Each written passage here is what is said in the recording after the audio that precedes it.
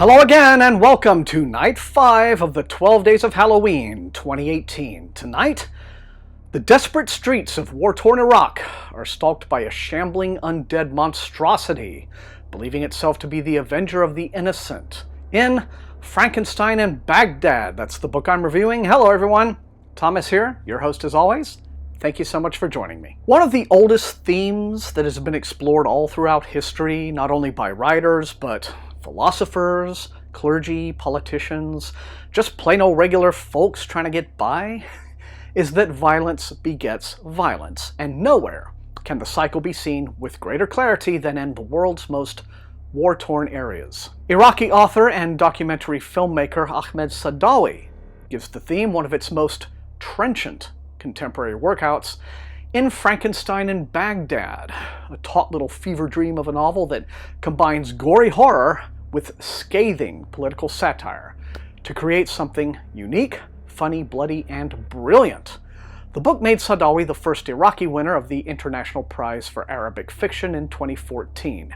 The US translated edition by Jonathan Wright came out earlier this year. The story is written in something of a documentary style, and so when we read Saadawi's vivid evocations of Baghdad in the mid-2000s in the wake of Saddam Hussein's execution, and while the country was still under heavy US occupation, the narrative has a "you are there" quality that is truly journalistic. Baghdad here is a city of unpredictable terrorist explosions and the incessant sound of coalition helicopters in the skies. But it's also a city of colorful people, busy coffee houses, old hotels, getting by on rattling diesel generators. It's a city where predatory realtors are eager to snap up and profit off the properties of displaced citizens. And it's a city where the privileged have been able to hold on to their creature comforts. Hadi is an old junk dealer with a reputation for spinning wild bullshit stories in his favorite coffee house for the amusement of whomever cares to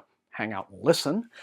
In addition to collecting broken old radios and furniture for salvage and repair, he's begun collecting body parts from the rubble of car bombings and the like. Not only that, but he has, for reasons that I suppose make sense to himself, begun stitching these blasted limbs and other bits together into a whole body, an act he believes of respect for the dead. He calls his creation the what's-its-name. What he never expects is for this patchwork corpse to get up one day and wander off. It happens when the displaced soul of a hotel guard killed by a truck bombing inhabits the body. So we're getting a bit more of a magical approach to reanimation here rather than Mary Shelley's mad science. Now these ghosts, we are told, are called familiars of fear, the restless spirits of people unjustly killed by violence. Many of them simply hover all throughout the city, looking for human bodies, even living ones, to inhabit for a while. When the hotel guard's soul enters this body, the body is then brought to life by Hadi's neighbor, Ilishva, an elderly widow whom most people consider a madwoman. Ilishva has never given up hoping and praying that she will once again see her son Daniel, who is presumed killed 20 years earlier in the Iran-Iraq War.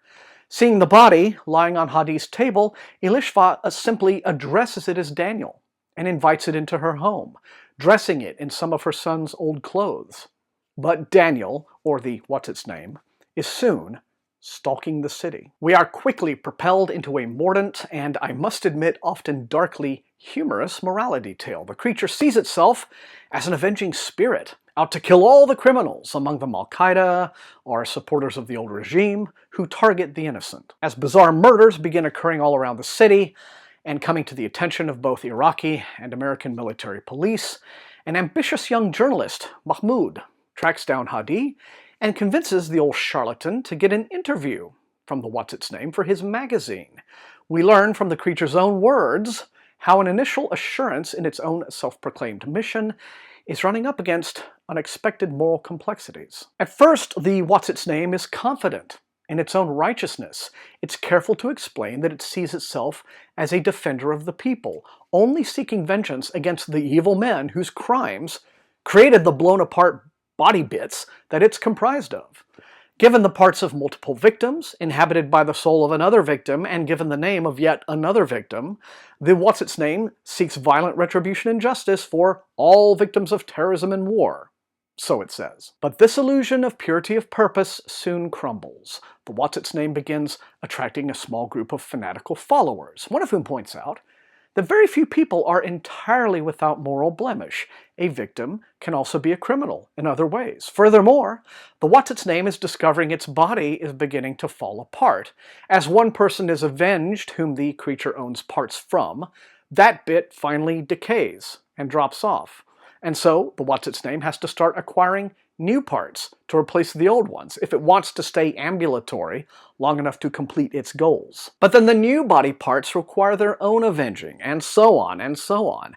And then what happens when the what's-its-name discovers that more of its replacement parts have come from the bodies of criminals than the innocent? Won't its entire nature undergo a major shift towards the malevolence it thinks it's fighting? And things don't get any better when, inevitably, the followers of the what's-its-name, some of whom revere the creature like any other mob of cultists, split into their own factions and start fighting each other. Who's innocent now? Frankenstein in Baghdad is some of the sharpest satire you're going to find, targeting the sectarian and political madness that Iraq has been plunged into in the wake of the 2003 invasion. But it's also a gentle novel when it needs to be, with compassion for characters like Ilishva, the widows and mothers of men who were whisked away to war and whose fates are often unknown. And it's very funny when lampooning the government. It turns out that there's a kind of X-Files branch called the Tracking and Pursuit Department, which employs astrologers and investigates local urban legends, led by a brigadier who is constantly frustrated that his work isn't taken seriously, and never getting the proper credit when he turns up something useful. To be honest, it's less accurate to regard Frankenstein in Baghdad as strictly a horror novel than a work of literary political satire given a rich and bloody fantasy horror glaze. But it's a bold and observant book that shines its own caustic light upon the plight of a country and a culture that, like the creature in the story, has been pulled to pieces over and over and never quite put back together again.